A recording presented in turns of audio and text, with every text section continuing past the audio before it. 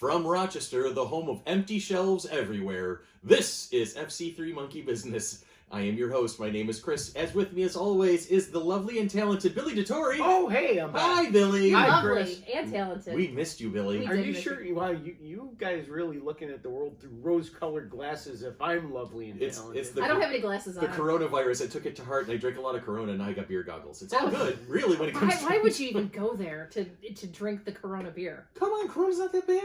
I don't Do you at like least have Lyme disease to go with There it? you go. Oh! See? And we've lost Dan. Oh, wow. Gone down fast. The ship is Dare I sinking. even say it? That's what she said. Anyway. Oh! And remember, if you sing American Pie while washing your hands, you only have to do it once a day. Yes, but then you also be like, you're having to use a ton of like Lotion. hand lotion because your hands will be, like destroyed. We've lost Dan. And in the middle, giggling her way through, as always, is the vivacious, the effervescent, the snarky. Yes, I am very snarky. Yeah, but, Because I'm probably going to be shut in with my kids for at least a week. I can't even imagine. Like the entire world is closing down. Has that happened yet? Like the entire world is closed down? And then there's a... Not in my Oh world. my god. That's the best cameo ever. Well, at least he didn't streak coming through. That's the thing. Oh, that's okay. Okay. Time for the all-new... No, my eyes, no. For the home audience who is not actually seeing the video, Dan ran through the actual podcast set twice. Once with distinctly fewer pieces of clothing than before. Oh my god! I've been awake since 4:30 and it's starting to show. It's 12:30 in the afternoon, so I've been up for what, 8 hours now. I've had an 8-hour day already. Yeah. You fought the crowds at Wegmans and survived. I didn't fight them, really. They weren't that bad. I mean, the thing is that most of the locusts have already picked the bones clean of the beast. That was it. I mean, I got to Wegmans. There was there were things on the shelves, but all the important stuff was gone. You didn't want the jar of olives? I didn't want the jar of olives. Oh, I could have. Yeah, no. I stopped at Wegmans at 11:30 today and walked in because I had heard horror stories about the produce section being completely empty and the bakery section and everything. Now granted the bananas were gone. Mm-hmm. Bananas are gone, but all the other fruits Not and the stuff bananas. were there. Because I'm hoping Scott will be able to get fruit for later today. But I have contemplated sending a message going, do you want me to just pick up the fruit? Because I see it here. But whatever.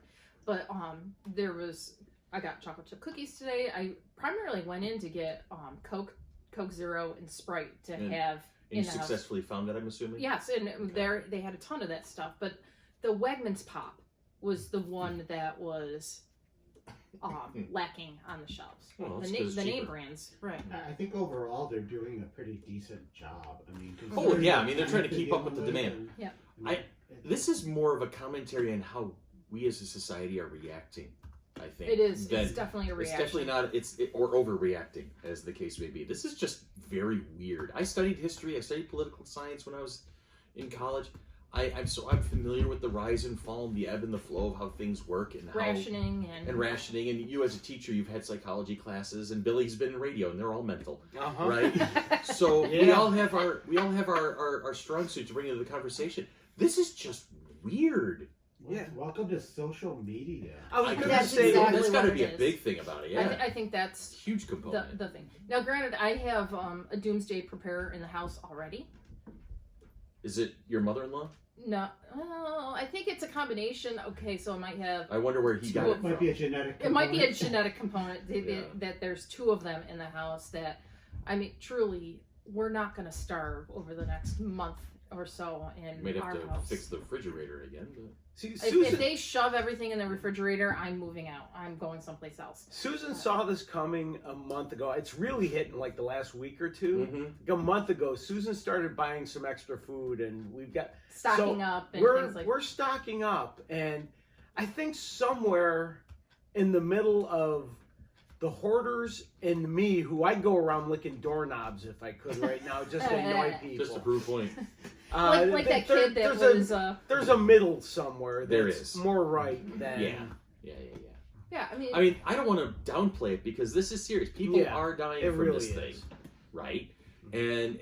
But it's like you said, where's the middle ground? Yeah. What is going on here that's be causing? smart about it. Take those precautions. Hand wash. Now, right now, I work at Record Archive right now, and It's the it's place still to open. go? It's still open for business as of recording right now, and as far as I know, it will be.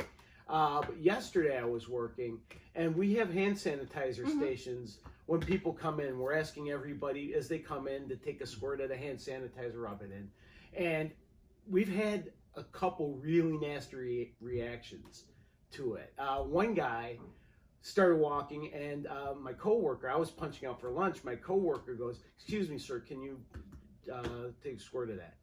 And he kept walking, and so my coworker picked it up and started handing it to him. The guy smacked it out of his hand, knocked some stuff off the front counter, and stormed out. They say goodbye. Yeah, that's Yeah, I mean, and there's a lot. Just taking those precautions to wash your hands, use the hand sanitizer. If you don't feel good, stay home. Don't go out. Don't go out and gather. Now, granted, as we're sitting here, three of us within 3 feet of each. Yeah, I know. I've seen that one too. Thanks. That I'm just a meme magnet right yes, now, man. That's and it. it's just a matter of just being smart about it and not overreact. Mm-hmm. I mean, granted, yes, the schools are closed down for at least this week, and because you don't know who is contagious, who isn't contagious, who's thinking that it's a cold or just allergies or whatever. And it's like, start listing down your symptoms, and if you don't feel good, don't go out. Call somebody and say, "Hey, I need this," or whatever, and check on your elderly neighbors, check on the ones that are in the high risk group, that type of thing. And if you need something, put it out on DM us and say, "This is what we need." I'm the first ones that said, if you feel as though you don't have enough food or that you can't make breakfast or lunch or whatever for your kids because that's you're relying on school, send me a message. because financial times are going to get tricky. It's definitely going to get interesting. tricky. I'm Yeah. I have enough mac and cheese in the house that I can at least feed my kids plus somebody else's kids Oh, for that's what I forgot to give. Okay. my kitchen cabinet. You can grab a couple mac and cheeses. No, But but that, The only person who actually eats mac and cheese in my house is Jules, and right now she's swearing off of it. well, So, and it's the thing is, I don't know why, but she is. So I'm rolling with it. yeah, it just. I don't know. Just, now just what take extra precautions. What I think has made it real over the last week, where people are going nuts and going shopping and hoarding and stuff. What's turned it from a sort of a concept into a real thing? 2 things: Tom Hanks getting sick, Right? Yes. and Yeah. sports being canceled. Canceled. That's Did All you, of a sudden, it became real. And, Yeah. wow, if they're not playing March Madness, I better go get toilet paper. that part's I can't. No, but there was a meme that came out that I saw on Friday, and it said 1918 Toronto wins the Stanley Cup. 1919 Stanley Cup canceled. 1992, 1993 Toronto wins the World Series. 1994 the World Series is canceled. 2019 Toronto NBA, wins the the NBA NBA. championship. 2020 NBA is canceled for Blame now. Canada. It says, "What the hell did Toronto do?"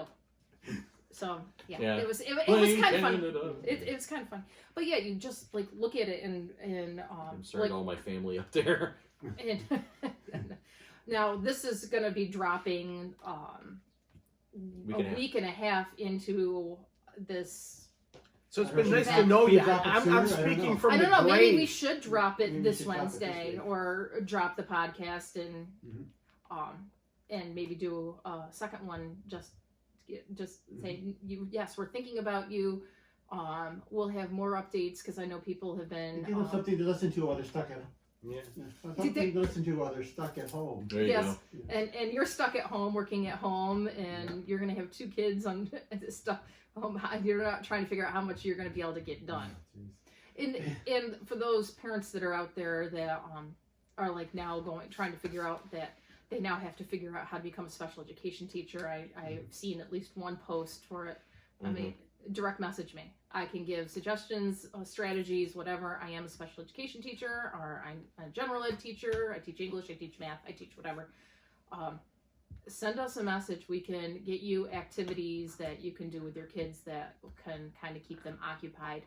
The main thing is they will still need structure this week. It can't necessarily be just the free-for-all because you're going to be ready to take the bridge yourself type thing. So as much as you can, structure the day for them. This is coming from me that is going to probably plan on sleeping for most of the day. And if this podcast is known for anything, it's structure. Yep. It does have a structure. It has a beginning, a middle, another middle, and then starts the beginning again, and then has an end. But there's structure somewhere. Yeah, and that's the thing. And encourage reading. Encourage not as much time on the electronics unless it is a learning activity type thing. Or have the kids binge watch their favorite show and then tell you what the setting was, what was going on, the characters, things like that. Make it something, so what was the conflict, what was the problem, how did they solve it? It just gives them a different way of looking at it. So I'm sorry, the only thing right now in my head is if you need a structured podcast, but you need help now. Called JG Wentworth. Call Tanya Mattress. Don't call me, send me an email. I may or may not answer that. You have a structured podcast, and you. So no, because I'm waiting for an email to figure out, because I don't know if I thought I only saw those ads during Mets games. Where do you see them? I see them everywhere. Really? Oh, the JG Everywhere. Wentworth? Yeah. I haven't seen one in ages. I really don't watch a lot of commercial TV Right. anymore. But But they're yeah, memorable. my students would come into school going, "I need money now." It's called JG. I'm like, really? Oh my Oh, god, that we've made really me gone off the laugh. rails today. You're welcome. Oh, that made me laugh. Thank you. You're very So going welcome. to our structure, other than that, maybe we'll take a quick break and then come back and get back on track. And when we come back, we're going to re-enter The Twilight Zone. Actually, Actually, we might be in an episode of We are, Twilight Zone. oh, we are so there. We are so there. But when like what Tanya said, I need a cookie. Cookies. Go get a cookie. I'm gonna get a cookie. Go get a cookie. See, it's I've for had cookie. 3 already. I'm good with cookies. Oh my gosh. There's Girl Scout cookies in Webster right now. Are you okay? No. Submitted for I'm your just approval. thinking about what this week is going to entail. You know what? I might get a lot of WoW time in. Might. Must be nice. Yeah. I still have to go to work tomorrow. Sucks to be you. Yeah. To work there? Wow time? World of Warcraft. Oh. Yeah. You know what boggles my imagination? What boggles your imagination, Chris? Just to finish off our conversation at the top of the show. The toilet paper was missing. The Kleenex was missing. The pasta was missing. Let me get the peanut butter was missing. The butcher shop was raided, like to the point where I was there 2 nights ago, and they were wheeling a cart out from the back to restock the shelves, and there was a flock of locusts ready to. I mean, the guy he would put something on the shelf, and somebody would grab it off said shelf, like that was happening, But the vegetables were, plenty. There's plenty in stock. The fruit, plenty in stock. The bottled water, plenty in stock. The brand name soda pop stock, the generic soda pop, the store name stuff gone. Mm-hmm. What is wrong with you people? What is absolutely wrong with you people? You're gonna be stuck in a house for 2 weeks on ramen and peanut butter? Now that could work for you when you were in college, but holy crap, people! Peanut butter was one of the things that I bought. I couldn't. It was all gone. We might have an extra jar in my house. And now you're entering another dimension of sight. It truly and sound. is another dimension going on Dimension right of the now mind. that it's. There was a purpose for this podcast today, Yeah, wasn't so there? we're talking about the Twilight Zone, but before we get to the Yeah. just what was really, really odd, as I was finishing up watching Mandalorian last night. I'm finally done. Woo! How did I finish Mandalorian before you? I got a Baby Yoda tattoo before I started Mandalorian, so I She was didn't even committed watch the that- show yet. I was She had a Baby committed. Yoda tattoo. I should be committed, but I will not argue that point. I hope in season 2, Baby Yoda turns into like a bad guy. I like this little Mandalorian amulet or In a whatever. little leather jacket. It was kind of like Baby Groot type thing. Smoking. The Disney corporate offices would be raided Yeah. No, but by millions. what I found was very, very strange is That you got a tattoo before you saw the show? yeah, that too. There was a fight that broke out last night or Friday night at Dave and Buster's. That they were like picking up the bar chairs and things like that and throwing them at the wall, the glass doors and things like that. And I thought, I'm like, oh, what have we really come down to in our society? Just use the giant Rock'em Sock'em robots. Yeah, they no have. kidding. They do promise an interactive experience there. I mean, I don't know what you're complaining about. But I just couldn't believe the number of people that were fighting there. And then there was another one, like Mark's Texas Hots or whatever, was another place where they were fighting. It is and crazy. things like It's that. And sad and just, like, crazy. is it because that now everyone's like freaking out over this coronavirus and things like that? But I just don't get it in regards to that. They don't have sports to watch on TV. You know, in regards to sports to watch on TV, I saw a Facebook video of someone's Roomba going down, and they were using a Swiffer to curl it. Curling. Yeah. Curling with because this was canceled and things like that. I mean, I think maybe ESPN now needs to start showing old footage of stuff like Miracle on Ice and they're whatever. doing a show on it now. I don't know. What are they showing on? Music videos. Oh, nice. Yeah, on ESPN. Really? Yeah. Well, they're not on MTV, so they're free. You know, they're free to be elsewhere. We don't know. As someone that likes sports radio, they're scrambling like crazy. I bet, because you have nothing to talk about and say except for like speculation about how long this is going to go on. What are they going to do? Are they going to actually hold anything without any spectators? Because that was the original thing. But then even holding something without spectators, and you allow the family in, and you allow whatever else in, you're over 500 people, which goes against the large gathering things that happen right now. I guess UFC did a show in Brazil in front of no spectators last night. I didn't see it. Because they couldn't actually record it. WWE did Friday Night SmackDown from their training facility with no spectators. Oh, wow. Which was I watched it yesterday and it was weird. Well, most of it is the spectacle and getting the fans involved.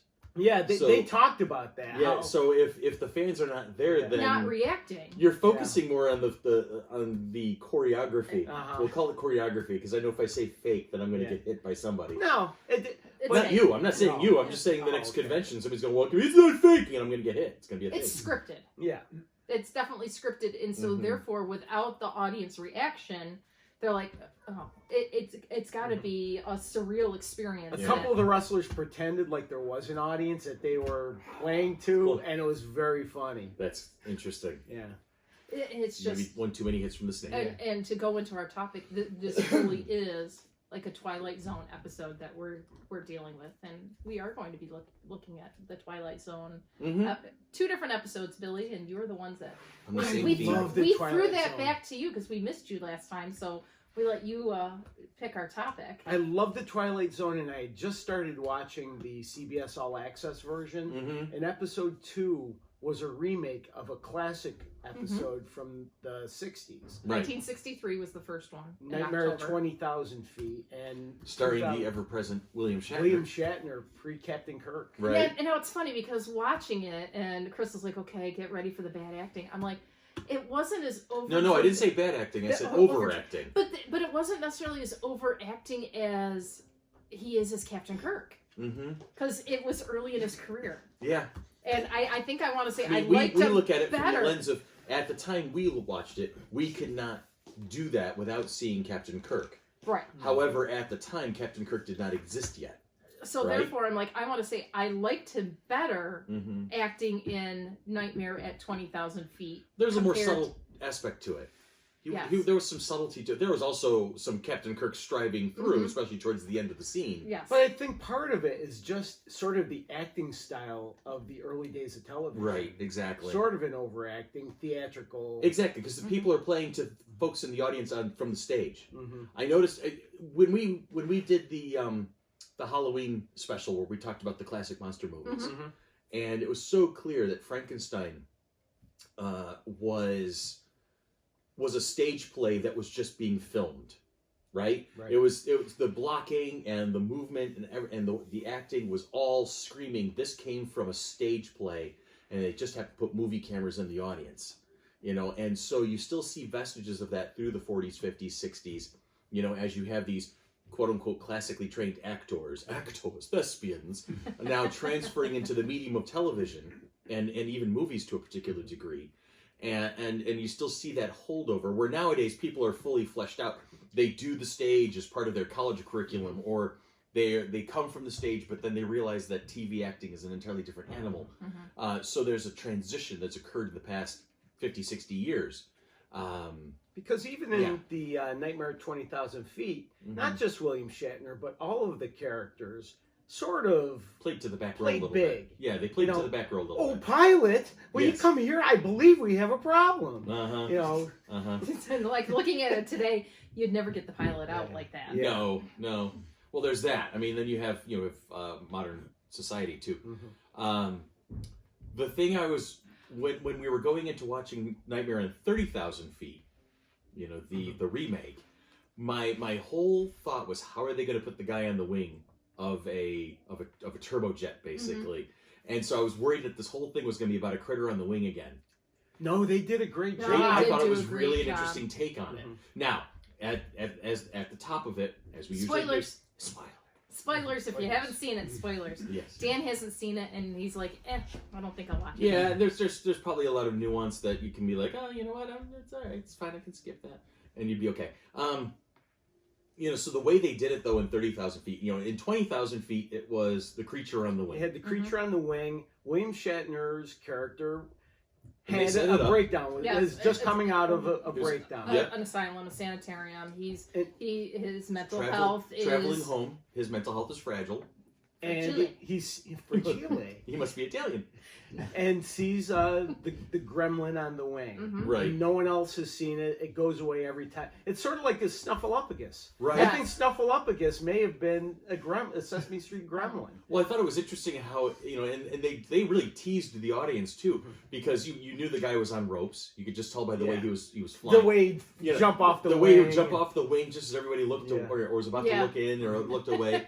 Or he climbed up onto the top, so he climbed up out of the frame. So there was always this ole, going on with the creature, the gremlin, as he called it. And then, of course, the twist at the end where you look at the engine cowling and you see that it's been peeled away. The wing has been... It's been tampered with. I've been tampered with. I've been tampered with. Sorry, that's an inside joke for Dan.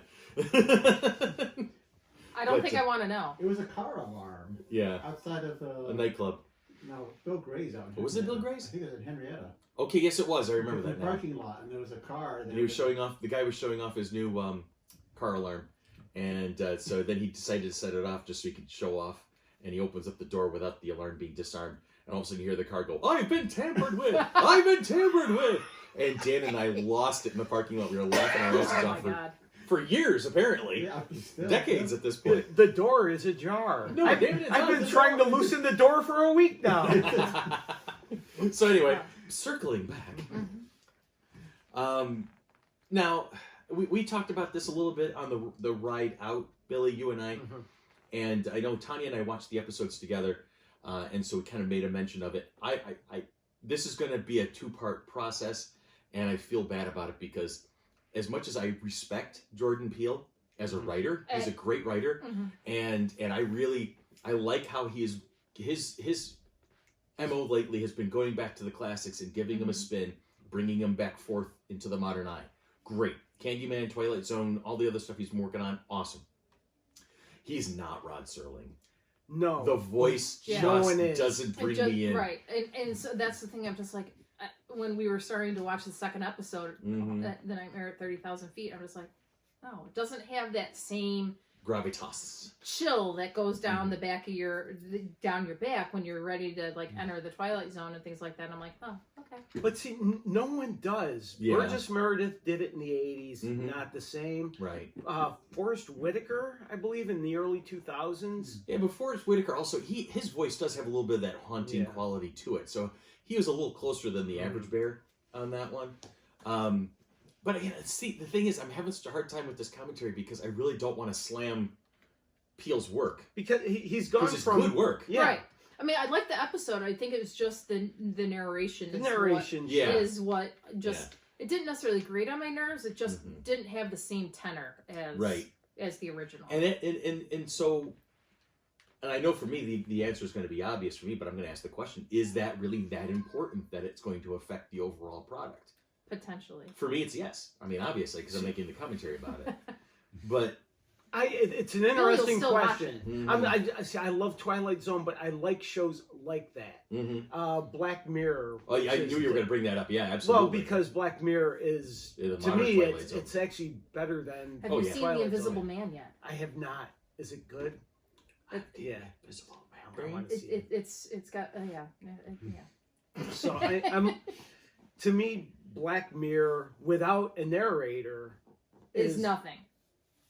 No, Black Mirror doesn't have a narrator, does it? No, it doesn't. Because without the narrator, it's to me a fantastic show. It doesn't need a narrator to sort of make a commentary about what was coming up on the show or had happened previously. And maybe they don't need the narrator on the current Twilight Zone. Maybe Jordan Peele Can step back a little bit. Maybe it's the brand name of the Twilight Zone that makes the narrator necessary because Rod Serling. He set the score. Because they set the stage. 5 seasons, 35 episodes per season. So there's what 160, 170 episodes overall, where you are used to you're entering another dimension of sight, a dimension of the mind of imagine. You know, it's just that voice and the way he would kind of like grit his teeth as he was talking. His jaw would not move. He was almost Canadian. Sorry, I pick on my cousin Sherry all the time because. Are we throwing the Canadians under the no, bus? just one in particular. My cousin Sherry she talks without moving her mouth, and it's amazing.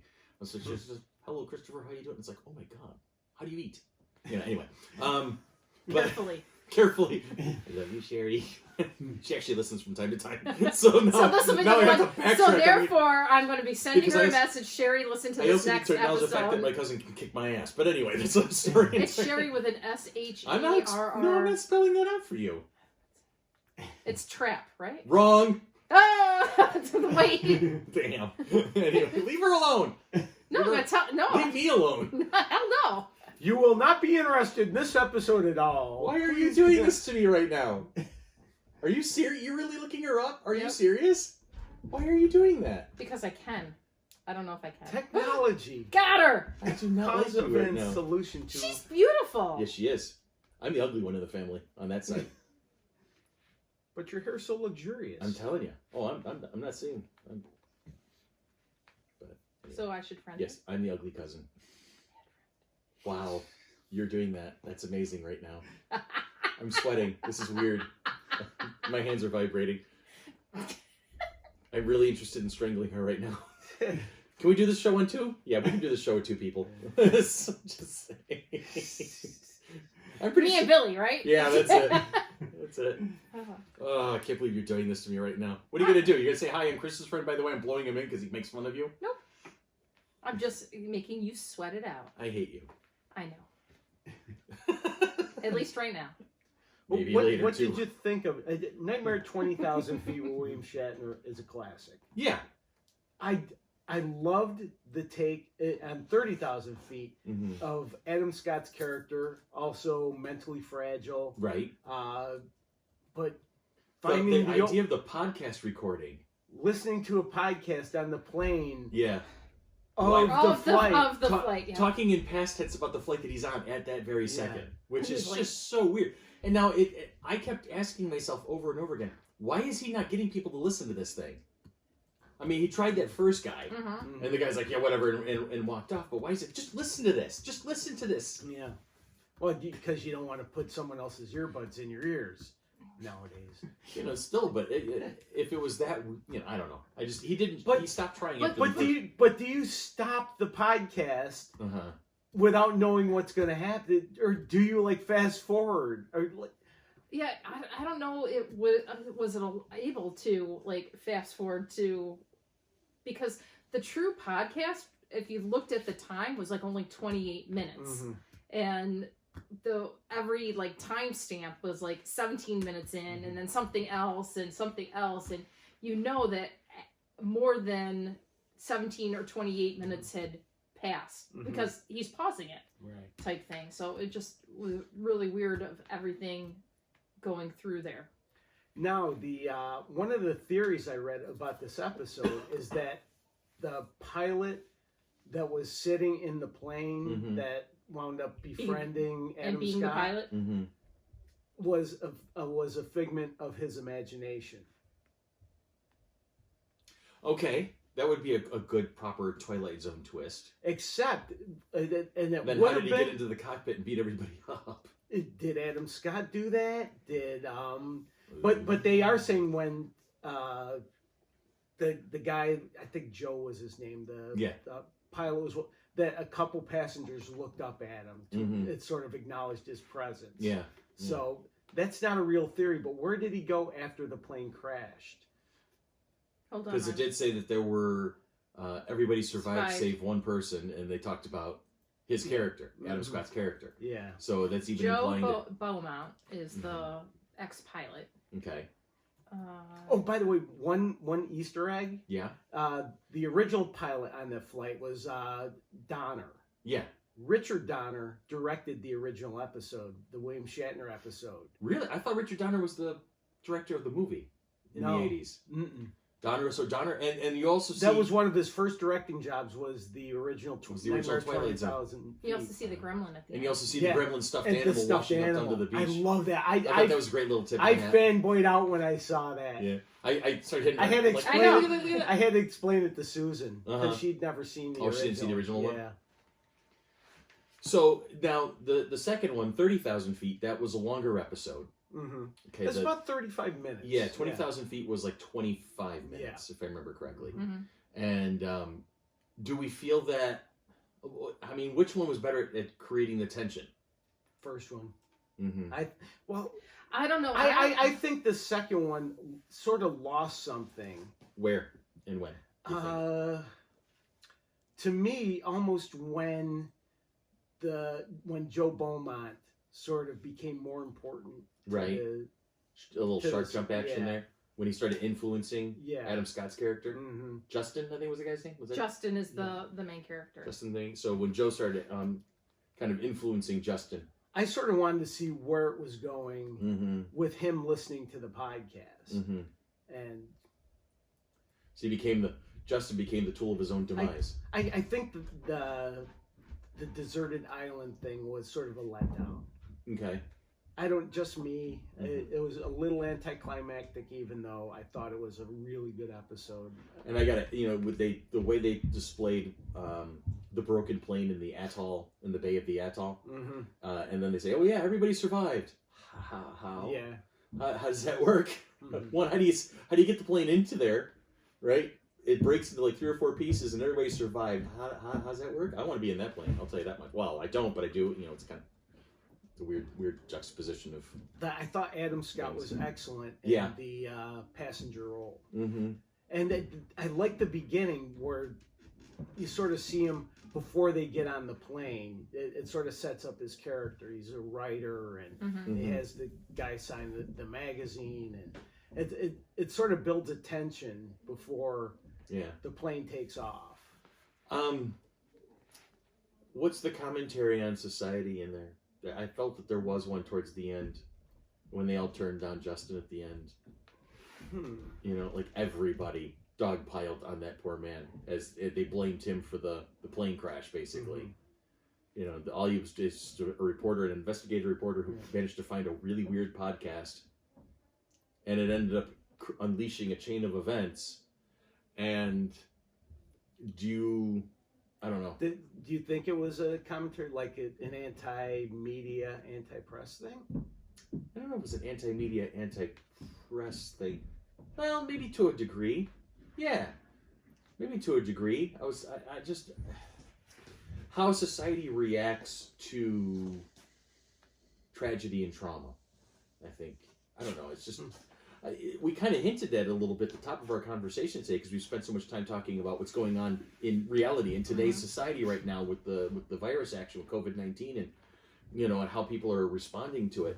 We kind of hinted at it a little bit, and this is something I've been thinking about since I watched that final scene of 30,000 Feet, where they all just they ganged up on him. They blamed him for the crash, and they came after him and effectively beat him to death. Is what's the implication?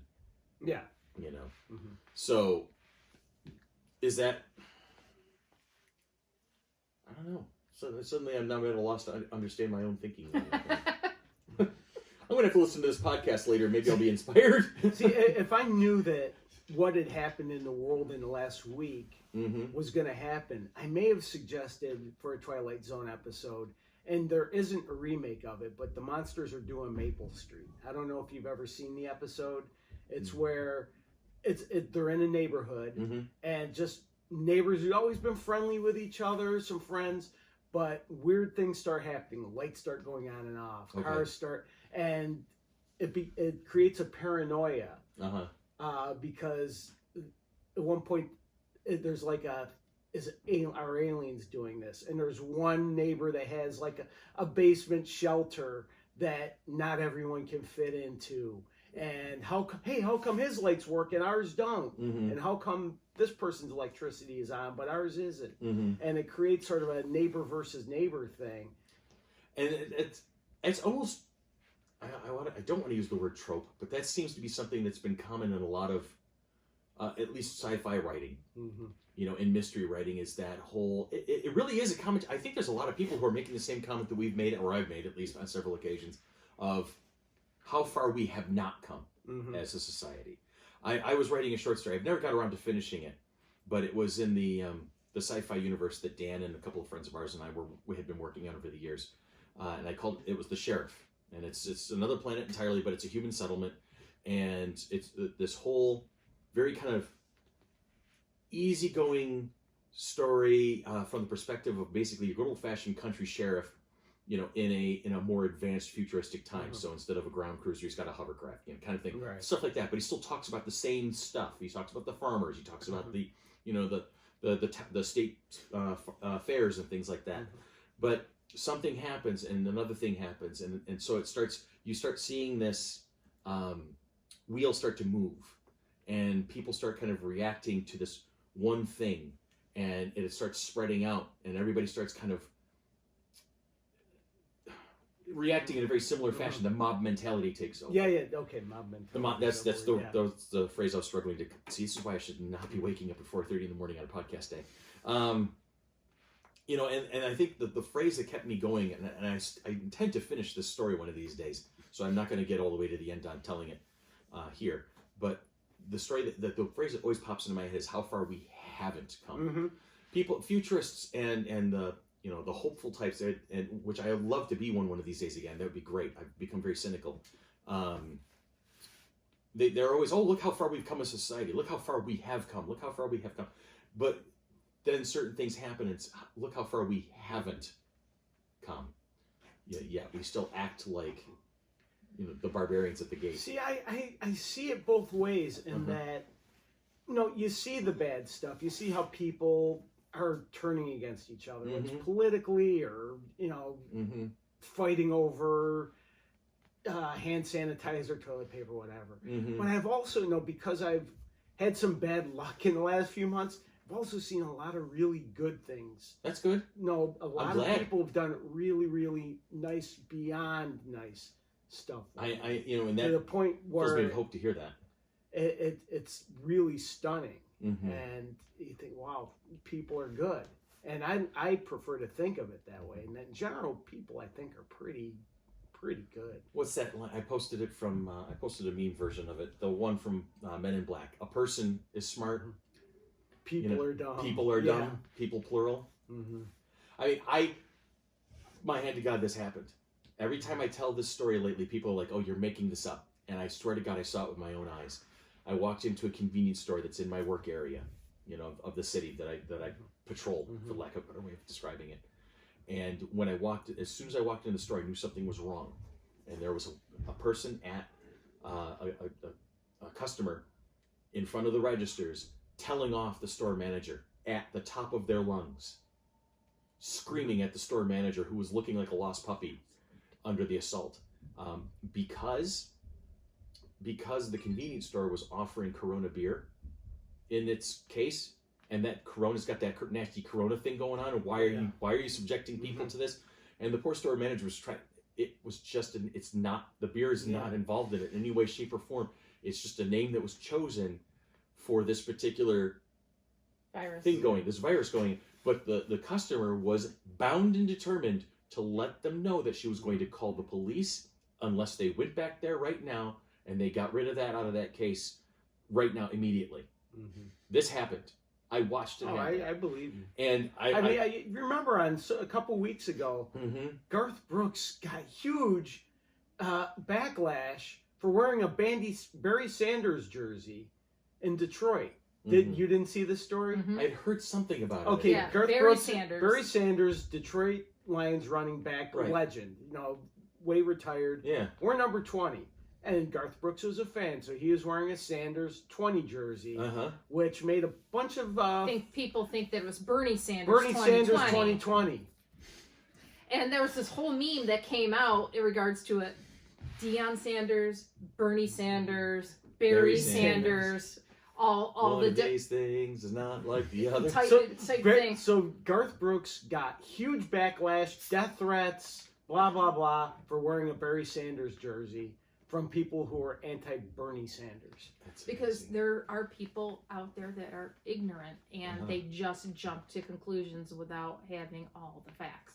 And doesn't that kind of fit, to circle this all the way back around, doesn't that fit kind of the tenor of the 30,000 feet episode? 20,000 feet, they kind of humored him to a particular degree. Right. Even the flight engineer comes back to talk to William Shatner's character. And said, oh yeah, no, we know about it, but we just don't want to alert anybody. Right. And Shatner kind of, oh, you're patronizing me, whatever. But they didn't so much feed into it, but they kind of like... That's a good kind point. of like they tried were to pacify kinder. it. They were kinder. Where in this one, you could, like, of the flight attendants, for instance, the African-American one with the longer hair, the afro, he was getting really snarky with Adam Scott's character. Like, right off the jump, like, no, you sit your ass down and behave yourself. And then the one woman, she kept getting more and more steadily more frustrated with the passenger, rather than trying to hear them out and be kind and understand.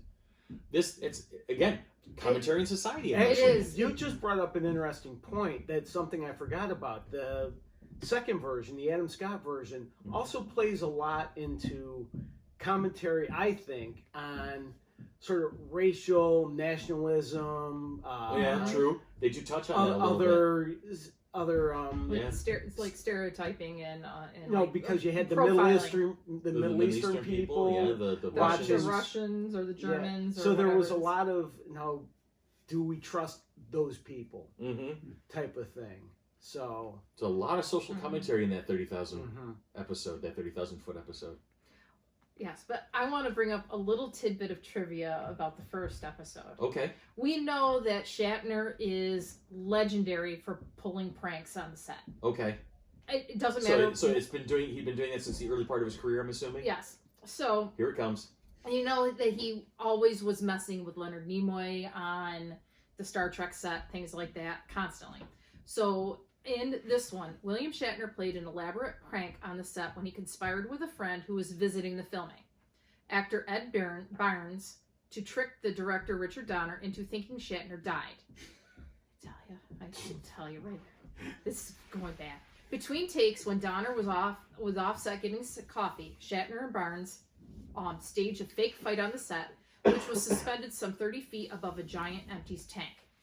When Donner ran back into the studio to see what was happening, the two men chased each other around the back of the airplane set and wound up atop the plane wing. Donner saw a body falling off the wing and Burns yelling in terror as it impacted on the concrete floor. Donner said that when he ran to the fallen motionless figure, thinking it was a dead or grievously injured William Shatner, he was greeted with laughter the moment he realized it was just an articulated human dummy the two men had found in another part of the studio and threw off the wing. Donner later joked, honestly, my first reaction was, don't tell me I have to shoot the whole show over again. That is so weird for a couple reasons. First, it's funny. But Chris and I were, just as we were walking into this house, we were discussing a similar stunt. Yeah. The Ben Folds MySpace concert. We're referring to a concert that happened several years back with the band Ben Folds 5, in their rehearsal studio. And so it's this huge studio. It had a catwalk around it and everything. And so during this one particular song, I don't remember exactly which one, but the camera is panning the crowd. And at one point, it's taking a particular liking to this one guy who's walking along the catwalk, who then leans precariously over said catwalk. And then there's a quick couple of jump cuts. And then you like during the one cut, you see this thing drop from the catwalk, but it's snapping to Ben Folds sitting at his piano playing the song still. But you hear the crowd going, ah! And, you know, and the whole thing stops for a second, and there's the camera gyrates a little bit like it's been hit with fuzz or whatever, and then it's a Texas switch, a Texas cut, where they look back to the crowd, and you see the guy step up, he gets up, he dusts himself off and walks away. So it was a whole gag played by Ben Folds on the audience, well, with the audience's help, on the audience at home. But yeah, Billy and I were talking about it just as we were walking. It turns out they got the idea from William Shatner. Apparently! That's a thing. Yeah. Mm-hmm. You got anything else on that file there? Tanya Fabulous? No, I'm checking my email. You're checking your email? Yeah. Did you get anything good? I don't know. Any contracts? Any guest announcements? Do we have any guest announcements? No new contracts. Okay. Because Nico's going to ask. Yeah, no, we have not gotten any new contracts. He texted me after I made a big deal about calling him out, right? After calling him out on Nerd World News last week. He's like, I didn't think I was that bad. I'm like, oh, we're just busting your chops, buddy. You're fine. and he let's is. see. More trivia. The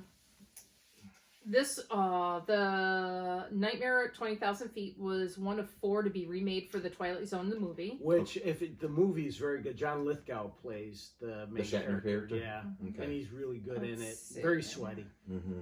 Inspired the Simpsons Treehouse of Horror episode Terror at 5.5 feet. Let's see. Let me tell you, though, I gotta tell you, Nightmare in 20,000 Feet, the original version with William Shatner, it hits in one of those jump cuts like my worst nightmare. I have this running. You were freaking out when we were watching it because you're like, I don't like flying. Really? I didn't know that was a thing. I hate flying to begin with. I'm not a fan either, but I don't. Oh, do yeah, it all. I will like, do it as necessary evil, right? Now, at one point early on, when it's being established, this thing is on the wing, and Shatner's seeing it. He pulls the curtain. All right. When he pulled it in the monster's face, and he pulls it back, and the monster's face is in the freaking window. That is like. That's Chris's nightmare number 1, to look at a window and see a face staring back at me, and like when I don't expect it to be there, and I'm like, oh my god, no, I'm done with this. That's why you jumped when I've hopped up in front of your truck window when you at least expect it. Worst, I hate it. I hate. Yeah, I got something else to get him with. Oh no, that's not a good idea because it might not end well. No. Your truck seat that's going to get peed on, not me. Even though it looked sort of like an evil Muppet, it still is a scary-looking monster. Yeah. You know, it's not particularly realistic, but it's still really... I mean, it's a guy in a gorilla suit with a weird mask. Yeah. I mean, it's so obvious, but still, it's the way that they present it. Yeah. And I would hate to be the actor in that suit because, man, they were pouring a shit ton of water on him during the course of the episode, so he had to be hauling around a waterlogged suit the entire time. He did a good job, even with just the facial expressions. Even though the upper half of his face was a mask, essentially, right? Yeah. It was just, I tell you, when he pulled that curtain back and the face was right there, I'm like, oh my god. That's why you jumped. Oh god. I was not a happy camper. I'm like, okay, plane plus that equals Chris does not like this episode anymore. And in the podcast episode, I guess the guy that did the podcast voice has a very popular podcast. Oh yeah, one that I don't listen to. Like a true the voice speaking on the podcast is that of Dan Carlin. Dan Carlin. Oh, okay. Known well for his real podcast, Hardcore History. Interesting. So his podcast would fit this particular type of an incident. Got it. The podcaster's name is Rodman Edwards, is a take of Rod Serling's full name, Rodman Edward Serling. Got it. The magazine cover in the airport with Justin's article, the one that Joe and Justin briefly fight over, despite that there's many copies there, and that Joe has Justin sign, has the image of William Shatner's face from the Twilight Zone, a 1959 episode, the Twilight Zone, Nightmare at 20,000 Feet from 1963. Oh, that's a good pickup on that. Also, and I love it when a show Easter eggs itself. Mm-hmm. Supernatural's very good at that from time to time. But if you're looking closely, this is episode Nightmare at 30,000 Feet, episode 2 of the new Twilight series. Mm-hmm. Episode 1 revolves around stand-up comedian. Mm-hmm. Whose face is all over the magazine in the top rack of the gift shop at the airport. I read that when I did my little research. I noticed didn't that. Catch it. Yeah, I noticed it. Because I watched that episode. Yeah, I I didn't watch the first episode, but I remember seeing the trailer of it. Yep. So his face was in my head, and I have an uncanny knack for crap like that. It says there are magazine covers showing Samir from the Twilight Zone, the comedian, Mm-hmm. and Oliver Foley from the Twilight Zone, the Wonder Kind. So it's two Twilight Zone episodes. Twilight Zone episodes. So when a show is good at Easter egging itself, Mm-hmm. that's always, I like that. That's a nice piece of fan service there, in my opinion. And at around 1 minute, the main character's backpack at the security checkpoint is shown to have a decorative pin of the character Walter Sobchak from The Big Lebowski. Like Adam Scott's character in this episode, Walter Sobchak also suffers from emotional trauma, which exasperates his irritability and his erratic behavior. Interesting. So there's a clue even without realizing it was a clue. Mm-hmm. Very cool. I just thought the guy was a Big Lebowski fan, which gave him credit in my opinion. No. And I like Adam Scott as an actor. He does mostly What else does comedic he- work. But he's always kind of like Parks and deadpan Rec. too. He's doesn't go out of his way to be funny. He just finds himself in He's funny got sort of an situations. attitude, yeah. Yeah. The Good Place he's in, Parks and Rec. Mm-hmm. Was he in The Party Down? Is that the name of the show? Party Down. Yeah, that's a good show too. Did he play the kid in American Beauty I don't think opposite so. Thora Birch's character? Hold on. Maybe. I didn't think about He that. looked familiar. I wasn't placing it. I know that might have been somebody else. Career. Filmography. He's with he was in the remake of Secret Life of Walter Mitty Yes. along with Ben Stiller. With Ben Stiller. He was the snarky new boss. He plays snarky very well. He was in Star Trek First Contact. Yep. He had a Defiant Con he officer. had a couple of that's lines in right. that first battle scene. I thought I recognized him. I don't see him in American Beauty. I'm thinking about somebody else then. When The was kid who was American Beauty? Oh, that's a good question. 92? No. 95? The first one that has 96 Hellraiser Bloodline. The Last Days of Frankie the Fly. 1999 for the American Beauty film. And Not Winding Roads. He was in Monster in Law. Oh, it was Wes Bentley. Oh, okay. Yeah, playing that character. I had the wrong guy. But I'm a big Twilight Zone fan, and I'm going to continue my binging of the CBS All Access Yeah, show. let me know what you think of it. I watched the third episode last night, which was also very good. Mm-hmm. It's Jordan Peele seems to like to push the sort of not race button, because that sounds derogatory. He likes to examine sort of racial tensions. Well, I think that's necessary. I really do. I think a show like The Twilight Zone is going to give him a really good vehicle to put a spotlight on stuff like that. Really, we saw it a little bit in Nightmare at 30,000 Feet. Yeah, but turning the world on its ear through media, through entertainment is kind of a classic move. And the third episode had a racist sheriff down south sort of tormenting a black mom and her son. Did a comeuppance come around, or was it just an additional? Because a little bit of a comeuppance, but sort of we Americans love our tidy packages. You know that, right? they imply that things eventually don't go well. Okay. Which is good, and I think again, Twilight Zone is a great vehicle for stuff like that, because, like I said, we Americans were used to our tidy packages. We want to see a beginning, we want to see a middle, we want to see an end. More often than not, we want to see the villain get his and the hero win. Right? We've come into an era these days where the anti-hero has gained some serious popularity, but we still like to see the really nasty sons of bitches get theirs. One review of Nightmare at 30,000 Feet that I read brought up that it doesn't ultimately succeed as an episode because Twilight Zone normally gives the comeuppance to the bad guy. Adam Scott didn't necessarily didn't necessarily. He was trying to help. Yeah. Yeah. But So his makes ultimate fate, he Mhm. didn't deserve. He makes but Jordan Peele makes in the narration, the closing narration of that episode. Makes the old adage, the road to hell is paved with good intention. Yeah. So it's what did you do? It's are you inexorable in an inexorable destiny? Mm-hmm. Are you in this chain of events and you can't get out? You were always meant to be a part of it. You're always meant to be this. This. It was weird. It was definitely weird. Yeah. I would like to have seen them do. I don't know. I'd like to have seen them do a different interaction. Maybe more with the podcast interaction.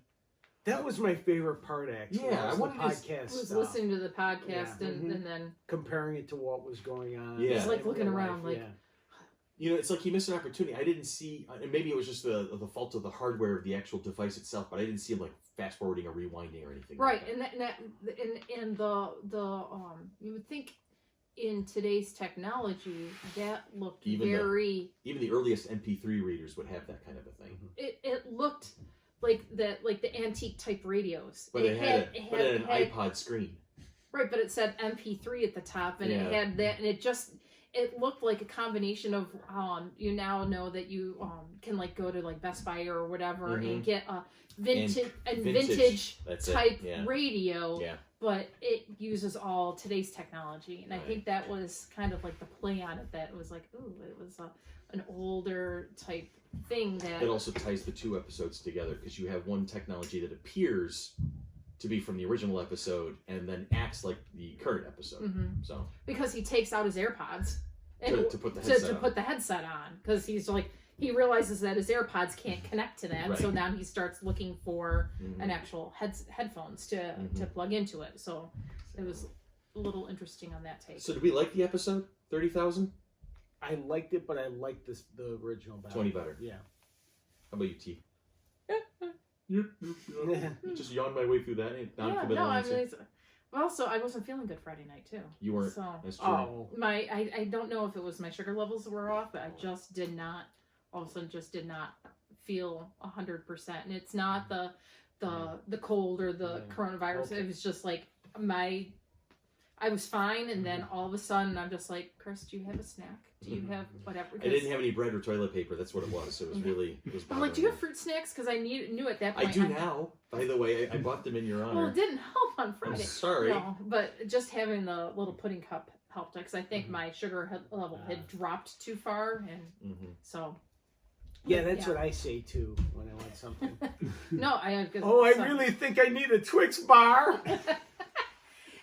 Something was off. So, but no, I mean, I enjoyed it. I mean, I've always liked the Twilight Zone episodes. I don't really like dive in to look at analyzing them. I just usually try to check my brain at the door and sit back and enjoy. Twilight Zone is probably one of my top 5 or 10 shows of all time. Just in December, I think it was, they did a 60th anniversary of Twilight Zone, a Fathom Events thing at Tinseltown. You're like, I was there. Yeah, it was amazing. I remember, and we could talk about this in another episode down the road, but I remember the Bill Mumy episode when he was playing the small child who could teleport people away just because he was pissed at them or something like that. And everybody was so scared of this kid. Yep. I remember that episode vividly. And they remade that one in the Twilight Zone movie too. Did they? Yeah. Oh, I forgot that. Yeah, they did. All right. So that sounds like a good conversation or a good spot to end that conversation on, and we can come back to this another time like we do often with other things. We always circle the wagons. We don't circle the wagons. That's why we take so many beatings. We circle around to conversations, though, and we're going to circle around to this one again another time. There's so many choice stories from the Twilight Zone legacy to work with. And let us know your favorites. Yeah, let us know your favorites. Tell us what you think. We're always willing to hear your 2 cents on any subject we talk about. So we're going to take a quick break, and when we come back, we'll talk about some events, and we'll talk about our question of the week. And we're back for break. I love how that works. Wow. It's so convenient. And all of this stuff will still be on our video type Behind the scenes. Behind the scenes. We're going to have a behind the scenes reel break finally. And whatever. After doing this job for almost 4 years, we're going to have a behind the scenes reel finally. It's going to be amazing. It's going to be so long. Okay, never mind. That's what she... I'm waiting. Okay. I was waiting. After I said it, I was waiting. So, Tanya, dear, Yes. what kind of events? We still have events. We still do have planned events planned. at the moment. People have to just keep keep an eye on things. on our Facebook page and Mhm. our website and things like that. As of now, and today we're recording on March 15th, and this is dropping, I don't know, either the 18th or The Ides of March. the 25th or whatever. Happy Beware the birthday, Ides of March. Laura. Yeah. And beware. And happy birthday, Sybil, who Sybil celebrated was her birthday yesterday. Yesterday. Sybil. So Laura Sybil's and in Hawaii. Sybil's in Hawaii visiting her dad. Yes, Yes. I have very little empathy for her at the moment because So she's loving life. Yeah. But she's- Although you may have empathy for her, she can't get back. Yeah. That's the thing. No. But I don't think she's gonna. Being stuck in paradise doesn't sound like a problem. Yeah. to me. Yeah, no. And she Unless- deserves it. And I'll tell you Unless what, they Sybil run out of deserves toilet it. paper there that they can't get shipped out to Hawaii because it's out of Humbly, the man. continental 48 states. Yeah, I'm that'd- sorry, Sybil. You And better you're grab a stuck cat. eating poi. Boy. You better just grab a cat. Yeah. So, As of now, as I said, March 15th, the Ides of March, March 18th, whenever we're dropping this episode. Yep. FLXCon is still happening as of what we're being told. being told as of now. Right.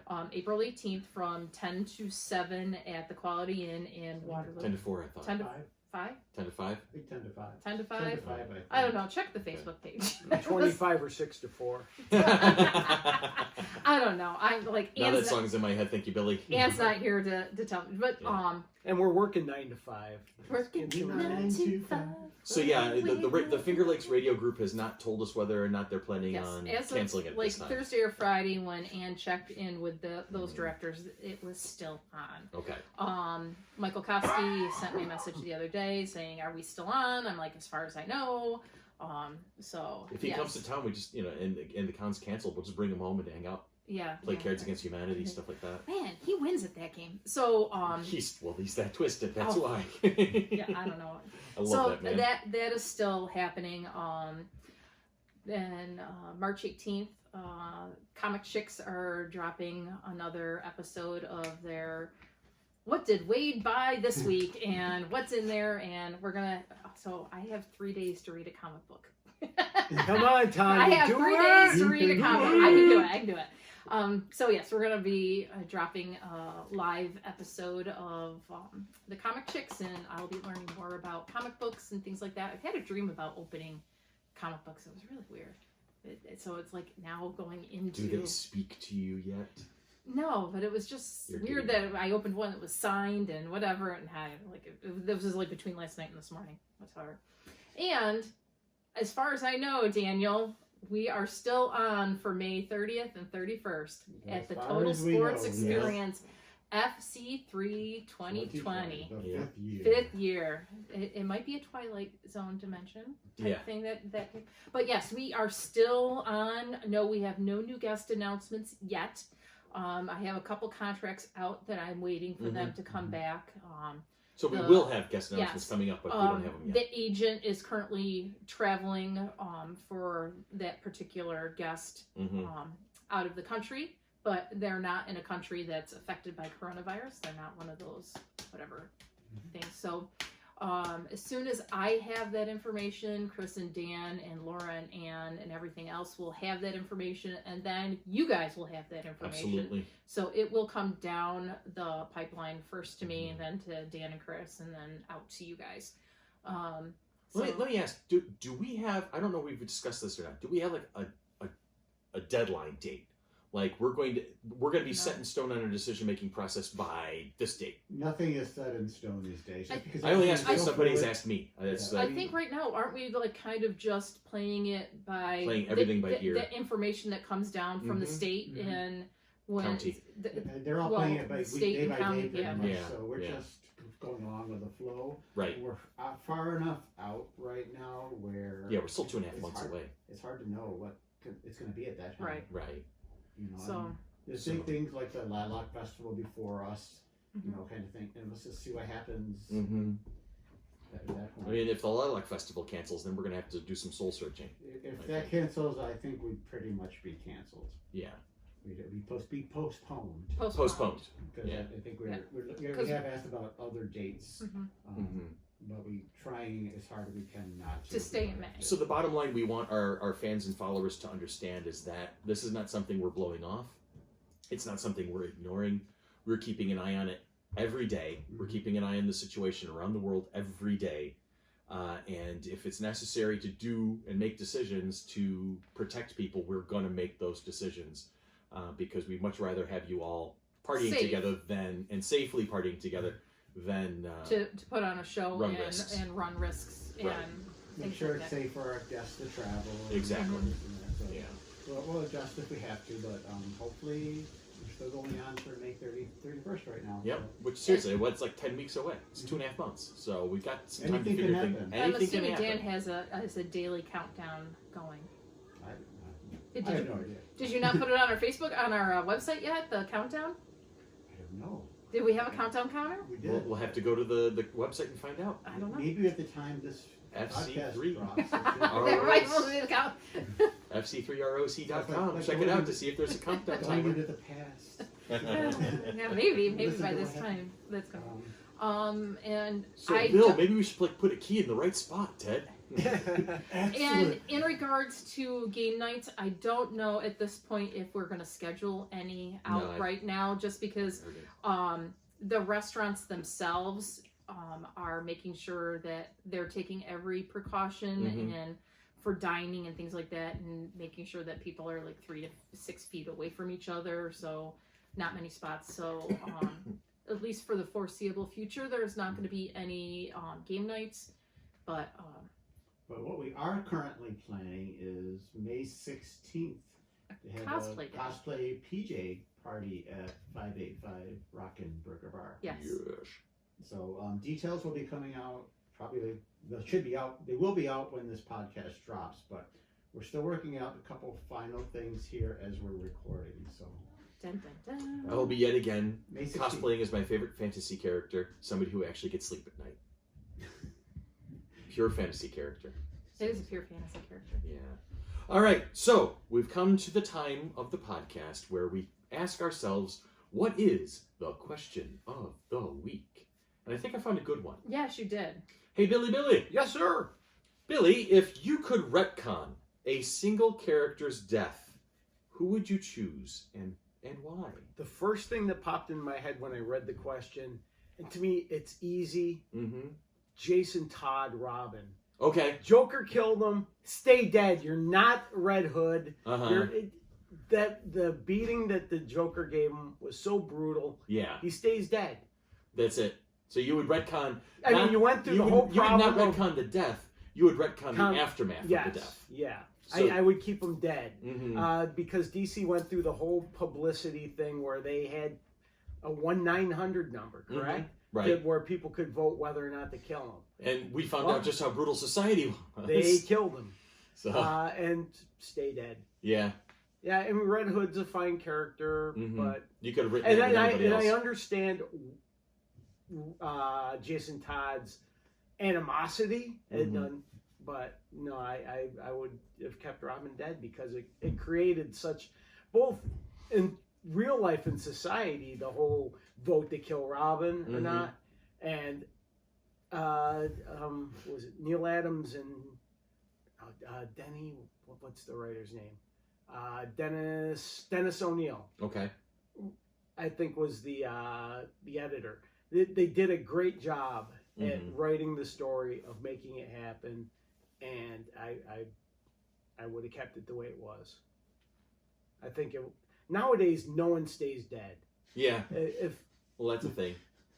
And they used to say the only people, Uncle Ben, they haven't brought back yet, right? Is Well, he they the only did. one? They did in a couple of alternate timeline ones where they did a what if. I think it was where Uncle Ben did not pass away. Okay. But for the most part, in terms of all of the actual mainline storylines of Spider-Man over the years, Uncle Ben being dead is always the clutch thing. That's just that fixed point in time, if I may borrow a Doctor Who phrase. And I would have kept Jason Todd dead. Okay. So not retconning a death, but retconning the resurrection after the death. Yeah, is that a good answer then? I'll work with it. Okay. I can work with that. How about you there, young lady? I was thinking Boromir in Lord of the Rings. Okay.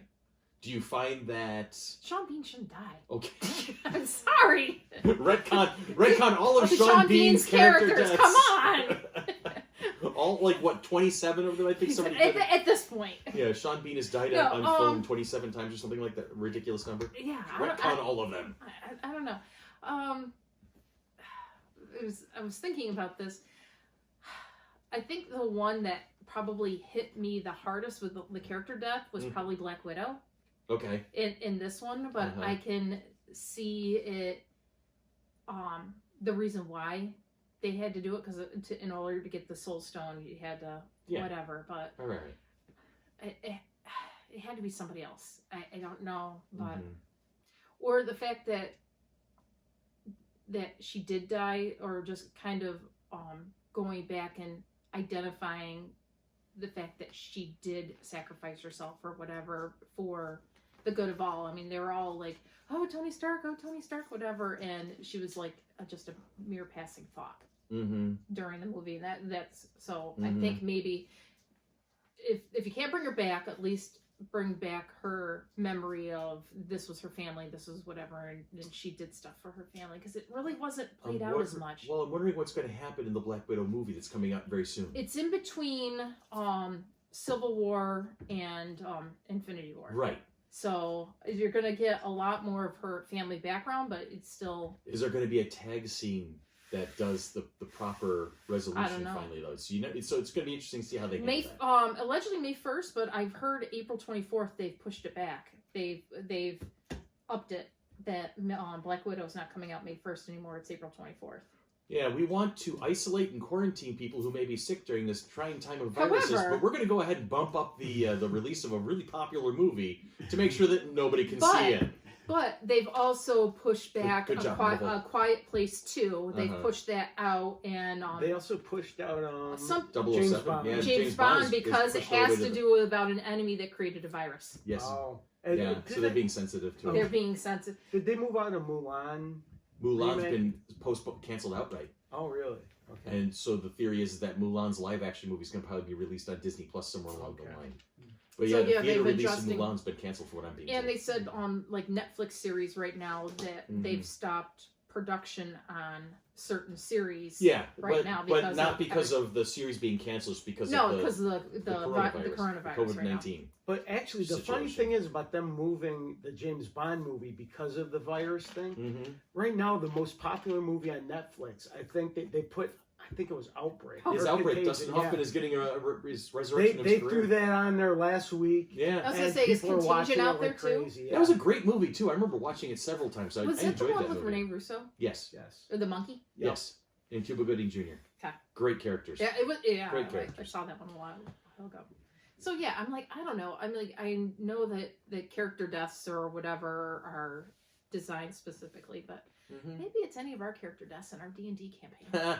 I get attached to my character just too much. Dan, well, I'm guilty of that too. Dan, do you have a vote?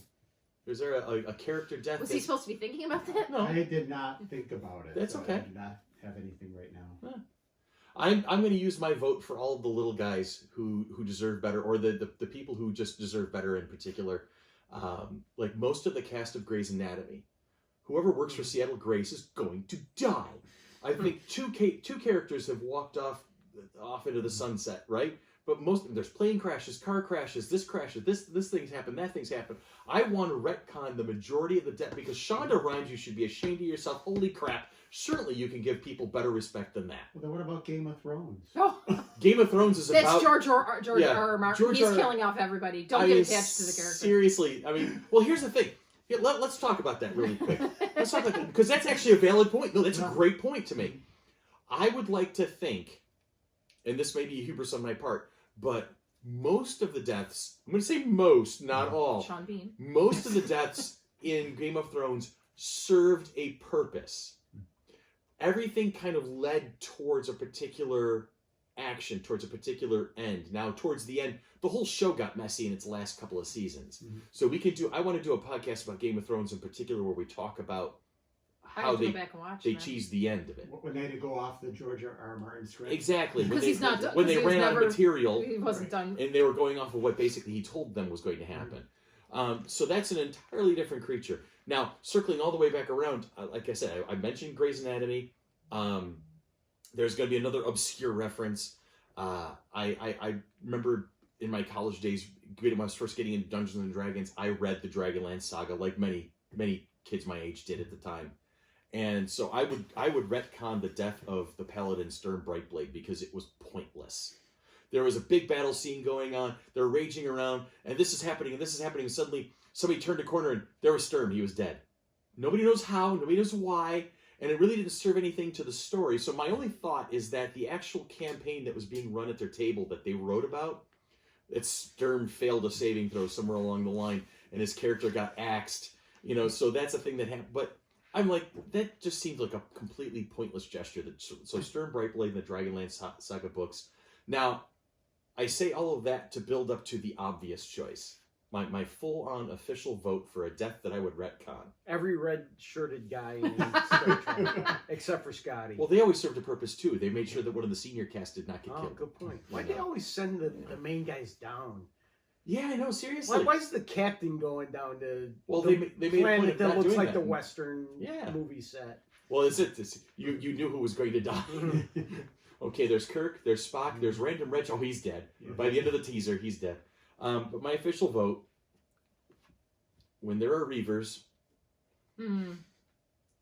how do they clean their spears? You run them through the wash. Yeah. That's a joke that Nathan Fillion himself has said during conventions with Alan Tudyk sitting right next to him. So I don't feel bad about repeating it. But no, I would retcon Wash's death in in Serenity. I would. That's my genuine vote there. That was a very sad one. That was a shocker. It was like, oh my God, what? Yeah. Joss Whedon, curse you!